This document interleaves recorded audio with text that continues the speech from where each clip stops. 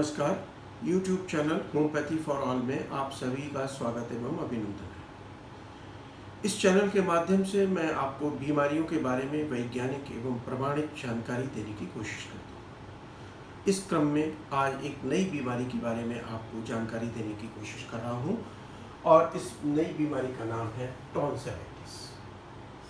जी हाँ, टॉन्सिलाइटिस एक ऐसी समस्या है जो कि लगभग पूरे भारत में पाई जाती है और लगभग 1 मिलियन लोग इस बीमारी से शिकार होते हैं पूरे एक वर्ष में। अब टॉन्सिलाइटिस होती क्यों है? टॉन्सिलाइटिस क्यों होती है, इस बात की सटीक जानकारी हमें जरूर होनी चाहिए, तभी हम इसका बचाव कर पाएंगे। टॉन्सिलाइटिस कैसे होती है, क्यों होती है, इन दो प्रश्नों का जवाब हमें जरूर होना चाहिए। टॉन्सिलाइटिस यूजुअली दो कारण होते हैं, एक तो बैक्टीरियल कारण होते हैं और दूसरे वायरल कारण होते हैं। बैक्टीरियल कारण जो है गंभीर प्रकृति के होते हैं और वायरल कारण यूजुअली ऑटो लिमिटिंग होते हैं। एक निश्चित समयावधि के बाद वायरल टॉन्सिलाइटिस ठीक हो जाती है और ये समयावधि औसतन 3 से 7 दिन की होती है। बैक्टीरियल कारण में कॉज से होने वाली टॉन्सिलाइटिस यूजुअली स्ट्रेप्टोकॉकल इन्फेक्शन के कारण होती है। स्ट्रेप्टोकॉकल इन्फेक्शन, स्ट्रेप्टोकॉकस एक प्रकार का बैक्टीरिया है जो कि गले के अंदर प्रवेश कर जाता है और लक्षण पैदा करता है। अब बारी आती है कि हम जानें कि ये इन्फेक्शन होता कैसे है। इसके दो सोर्सेस होते हैं। रूट ऑफ इन्फेक्शन दो प्रकार का होता है, एक तो ड्रॉपलेट इन्फेक्शन और दूसरा इन्फेक्शन कहलाता है शेयरिंग ऑफ आर्टिकल्स।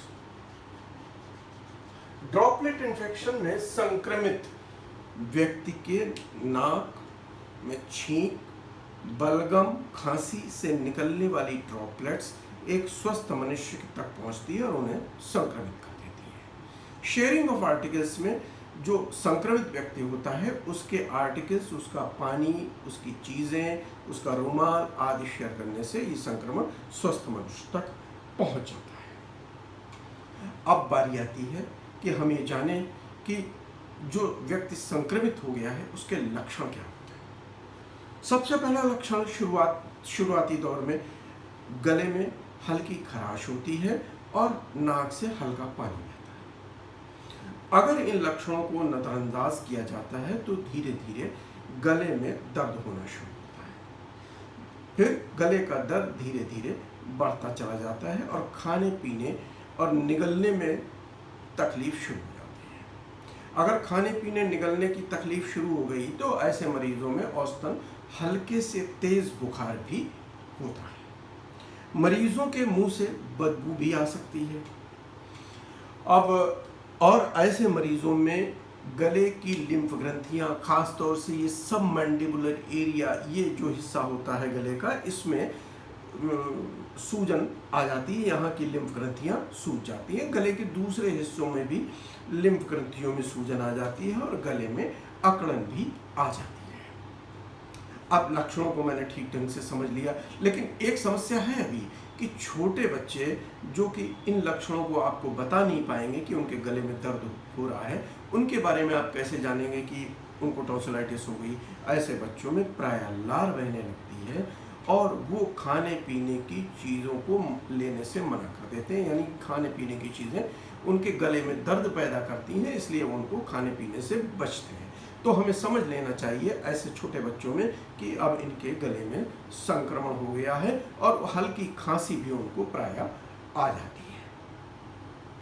लक्षणों को जानने के बाद अब हम सबसे महत्वपूर्ण हिस्से पर आते हैं कि टॉन्सिलाइटिस का उपचार कैसे किया जाए।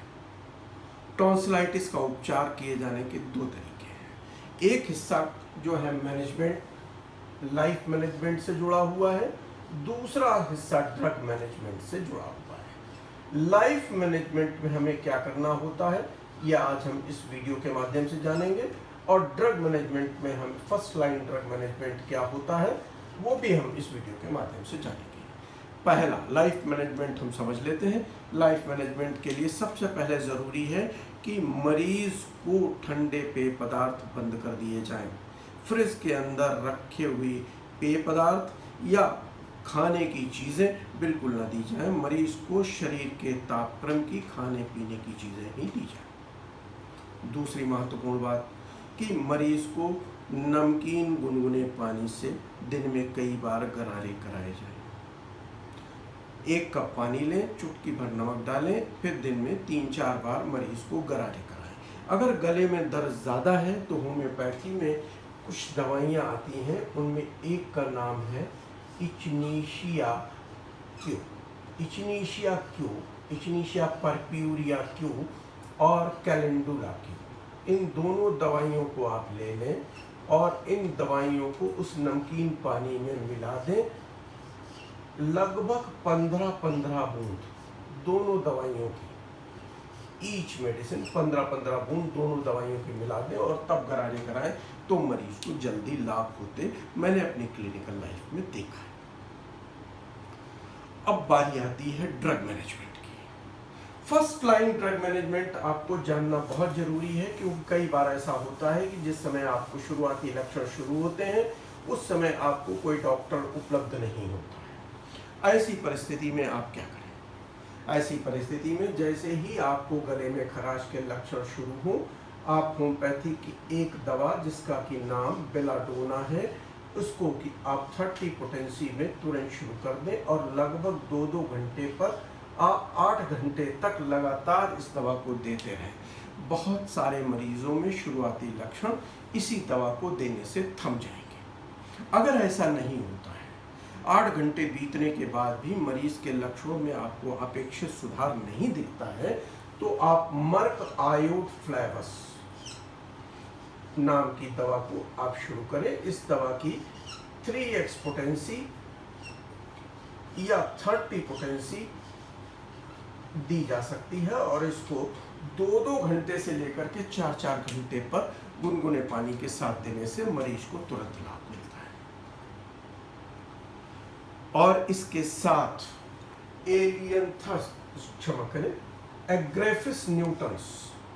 एग्रेफिस न्यूटन्स नाम की एक दवा है। इसकी 3x पोटेंसी की बच्चों को 5 बूंद और बड़ों को 15 बूंद, 5 से 15 बूंद तक दिन में 3 या 4 बार देने से मरीज को गले में दर्द की राहत मिलती है और उसका बुखार भी कम हो जाता है। ये तो फर्स्ट लाइन ट्रीटमेंट है। अगर 24 घंटे बीतने के बाद भी इस तरीके से आराम नहीं मिलता है तो लैकेसिस 1000 की 3 खुराकें 12-12 घंटे पर देने से आराम मिल जाता है, 12 आवर। और इसके साथ हीपरसल्फ 30 नाम की दवा देने से, दिन में 4 बार देने से मरीज को 48 घंटे में औसतन राहत मिल जाती है। ये फर्स्ट लाइन ट्रीटमेंट देने के बाद अगर मरीज को राहत नहीं मिलती है तो आप तुरंत डॉक्टर से संपर्क करें, जिससे कि मर्ज का कारण निर्धारित हो सके और सही उपचार मरीज को मिल सके। अन्य जो दवाइयाँ इस्तेमाल होती हैं उनमें मुख्यतः एलियंथस ग्रैंडुलोसा 6 पोटेंसी में इस्तेमाल होती है। एलियंथस 6 पोटेंसी में इस्तेमाल होती है। फाइटोलाका 30 में इस्तेमाल होती है। बेराइटाकार 30 में इस्तेमाल होती है। नाइट्रिक एसिड ये भी 30 पोटेंसी में ही इस्तेमाल होती है। और इसके अलावा हीपरसल्फ की चर्चा अभी हम कर ही चुके हैं, उसकी चर्चा दोबारा करने की ज़रूरत नहीं है। एक और दवा जो एक्यूट फेजेस में इस्तेमाल होती है उसका नाम है बैप्टीशिया, और बैप्टीशिया की भी 5 से 15 बूंद तक मरीज की आयु के अनुसार इस्तेमाल किया सकता है और इसकी क्यू पोटेंसी प्रायः लाभकारी पाई गई है। First line treatment, second line treatment, drug life management. इसके बाद अब हम थोड़ी चर्चा कॉम्प्लिकेशंस की भी कर लें, क्योंकि ये बहुत ज़रूरी है। कॉम्प्लिकेशंस में सबसे मोस्ट कॉमन कॉम्प्लिकेशन जो कि टॉन्सिलाइटिस में पैदा होता है, वो कॉम्प्लिकेशन उसका नाम है obstructive apnoea. Obstructive apnoea tonsils के इनलार्जमेंट के कारण श्वास का रास्ता सकरा हो जाता है और उसमें से आवाज़ भी आती है, और कई बार को मरीज को सोते समय सांस लेने में कठिनाई महसूस होती है और मरीज अचानक उठ करके बैठ जाता है। ये ऑब्स्ट्रक्टिव एपनिया के कारण होता है। कुछ मरीजों में ब्रीदिंग डिफिकल्टी भी होती है। ये बहुत सीरियस कॉम्प्लिकेशन है। अगर मरीज को ब्रीदिंग डिफिकल्टी शुरू हो जा रही है तो आपको तुरंत मरीज को डॉक्टर के पास या नियरेस्ट हॉस्पिटल में लेकर के जाना चाहिए। रियूमेटिक फीवर, कई बार को सेकेंडरी फॉर्म में रियूमेटिक फीवर का कॉम्प्लिकेशन भी टॉन्सिलाइटिस के बाद सामने आता है।